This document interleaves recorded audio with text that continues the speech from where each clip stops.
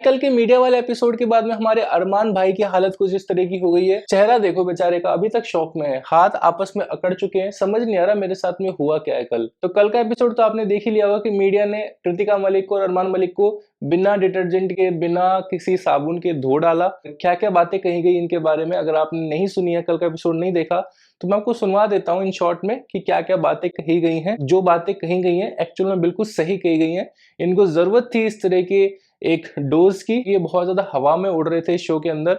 अरमान भाई को तो लग रहा था कि मैं जीत के ही निकलने वाला हूँ इस शो से। और सबसे मजे की बात मैं आप लोगों को यहाँ पे बताना चाहता हूँ कि इस तरह के लोगों के भी फैंस हैं जो कि इनको डिफेंड करते हैं कि भाई दो शादी ही तो करिए, क्या हो गया, साथ में तो रह रहे हैं ना। इसके ऊपर तो हम डिटेल में बात करेंगे, लेकिन कमेंट्स दिखाऊंगा आपको जो कि आप खुद शॉक हो जाओगे कि किस तरह की मेंटालिटी वाले लोग रहते हैं। स्पेशली कुछ लड़कियों के कमेंट्स भी आए थे। उनसे बस यही कहना चाहता हूँ कि भगवान आपको भी जो है कृतिका जैसी 3-4 बेस्ट फ्रेंड्स दे दे, और जब आप शादी करें तो आपको समझ में आएगा कि मैं यहाँ पर क्या बात कहना चाह रहा हूँ और आप किस इंसान को डिफेंड कर रहे हो। अगर आपका पति आपके साथ इस तरह की चीज करेगा तब आपको बहुत मजा आएगा, मेरे को लगता है। और तब भी मैं चाहूंगा कि आप इसी तरह से डिफेंड करें जिस तरह से आप इन्हें डिफेंड करते हैं, इनके एक्शंस को डिफेंड करते हैं।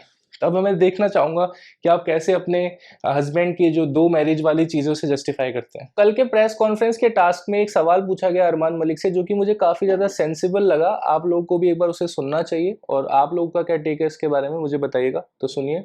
आपको इस घर में ये कहते सुना गया, सना, नेजी और लवकेश इस घर में अपने डूबते करियर को संवारने आए हैं। जी बिल्कुल बिल्कुल। तो आप इस घर में क्या करने आए हैं सर? और दूसरा सवाल ये है जी कि आपने हमेशा लवकेश को ये कहा है कि वो एल्विश की पूंछ पकड़कर यहाँ तक पहुंचे हैं। तो मेरा सवाल ये भी रहेगा कि कृतिका और पायल किसका पूंछ पकड़कर यहाँ तक आई थी? देखो, कृतिका और पायल ये तो ये बात एकदम फैक्ट है कि जब भी बात आती है कोई डिसीजन लेने की, या जब भी बात आती है कोई स्टैंड लेने की, तो अरमान कृतिका और पायल को हमेशा वो एक्सपेक्ट करता है कि वो उसे फॉलो करें। लेकिन इस सवाल की रियलिटी मैं आपको बताऊं, वो ये है कि अरमान खुद अपनी जो दोनों बीवियां हैं उनके दम पे इतना आगे आया है। जो एक्स फैक्टर था इसकी वीडियोस में वो सिर्फ यही था कि इसकी 2 बीवियां हैं, और ये बंदा फेमस भी इसी वजह से हुआ था कि एक इंसान है जो कि टिकटॉक पे वीडियोस बनाता है अपनी 2 बीवियों के साथ में।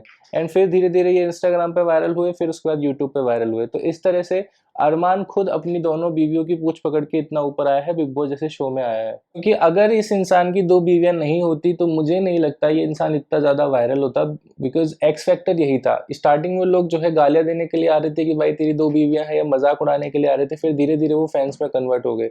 बट वही वाली चीज है कि इस तरह के लोगों को सपोर्ट कौन कर रहा है? वो ऐसे ही लोग कर रहे होंगे जिनकी खुद की मेंटालिटी है कि वो चाहते होंगे कि हमारी भी 2-3 शादियां हो, 2-3 बीवियां हो। तो इस तरह के लोग इनके फैंस होंगे शायद। दूसरे सवाल जो कि प्रेस वालों ने पूछा था इनसे, वैसे तो सवाल नहीं, ज्यादातर आरोप लगाए थे, तो एक बार वो भी सुना देता हूँ मैं आपको क्या क्या इनके ऊपर आरोप लगे थे, तो सुनिएगा। इस रिश्ते को हम क्या नाम दें? कुछ रिश्ते ऐसे होते जिनका नाम ही नहीं होता। Cheating is a choice. Choice होती तो छोड़ देता ना मैडम। नैतिकता का पाठ आप ना ही पढ़ाएं तो बेहतर है। रखा तो दोनों को ना। वो समान नहीं है, आप उनके साथ रहते हो, आपने रखा नहीं। सबसे पहले तो पायल की मजबूरी का फायदा उठाया। मैं मानती हूँ मुझे प्यार हुआ, और हर किसी को प्यार होता है। डायन भी साथ घर छोड़ करके बाहर करती है। जो डायन वाला रिमार्क कृतिका के ऊपर लगाया गया वो बिल्कुल गलत है, और मैं इसको बिल्कुल भी सपोर्ट नहीं करता। क्योंकि देखो, कृतिका की गलती है मानता हूँ, लेकिन सारी गलती तो कृतिका की नहीं है, अरमान की गलती है, ठीक है। एंड ऑनेस्टली बताऊं, इसमें अरमान की गलती ज्यादा है, बिकॉज कृतिका चलो फॉल हो गई इमोशनली उसके लिए, लेकिन अरमान को पता था कि मेरी एक बीवी है। कृतिका तो अनमैरिड थी, अरमान की एक बीवी थी। अरमान को पता है मेरी ऑलरेडी एक फैमिली है, और 6-7 साल हो गए थे उस शादी को। फिर उसके बाद में कृतिका के ऊपर स्विच करना, वो भी सिर्फ 7 दिनों में, तो ये दिखाता है कि उसको अपनी फर्स्ट वाइफ से कितना ज्यादा प्यार था। एंड रूमर्स भी ये आए थे कि पायल भी फिर किसी और के साथ में जाकर के रहने लग गई थी, एंड फिर वापस पायल ने कम बैक किया। अब मैं इसके अंदर डिटेल में नहीं जाना चाहता। एंड रूमर्स ये भी हैं कि पायल की कभी भी रजिस्टर्ड शादी नहीं हुई थी अरमान से। ऑफिशियली बात की जाए तो अरमान की सिर्फ एक ही बीवी है जिसका नाम है कृतिका, जो कि कोर्ट मैरिज हुई थी। पायल का रजिस्टर्ड मैरिज नहीं है। तो ये कुछ लूप होल इन्होंने निकाला था जिससे कि इसके ऊपर कोई लीगल एक्शन नहीं लिया गया 2 शादियों की वजह से। अब इस वीडियो को देखने के बाद में कुछ इनके हिमायती आएंगे और कहेंगे कि भाई तुमको क्या प्रॉब्लम है अगर उसने 2 शादियां करी है।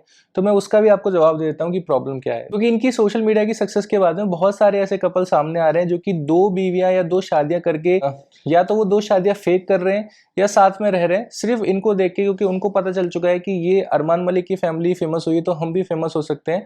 सिर्फ चंद पैसों के लिए लोग जो है 2-2 शादियां कर रहे हैं एंड उसको जस्टिफाई कर रहे हैं कि हाँ हाँ हम तो सोशल मीडिया के लिए कर रहे हैं या हम पैसा कमाने के लिए इस चीज को कर रहे हैं, जो कि गलत इन्फ्लुएंस है। एक फैमिली है, they are influencing people in a wrong way, जो कि बहुत ही गलत है एंड इससे मेरी दिक्कत है। तो लोग इनको डिफेंड करने के लिए आते हैं। मैं बस उनसे सिर्फ इतना सा कहना चाहूंगा कि भाई जब तुम्हारे परिवार में, जब तुम 2 शादियां करोगे या तुम्हारी वाइफ अगर 2 हस्बैंड से शादी करती है, तब तुम्हें समझ में आ जाएगा कि मैं क्या कहना चाहता हूँ।